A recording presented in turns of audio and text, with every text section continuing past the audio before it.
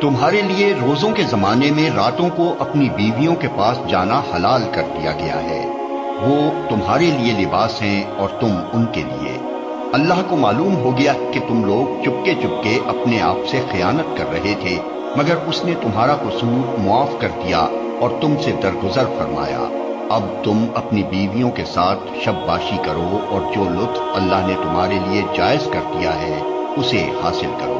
نیز راتوں کو کھاؤ پیو یہاں تک کہ تم کو سیاہی شب کی دھاری سے سپیدہ صبح کی دھاری نمایاں نظر آ جائے۔ تب یہ سب کام چھوڑ کر رات تک اپنا روزہ پورا کرو، اور جب تم مسجدوں میں معتکف ہو تو بیویوں سے مباشرت نہ کرو، یہ اللہ کی باندھی ہوئی حدیں ہیں، ان کے قریب نہ پھٹکنا۔ اس طرح اللہ اپنے احکام لوگوں کے لیے بصراحت بیان کرتا ہے۔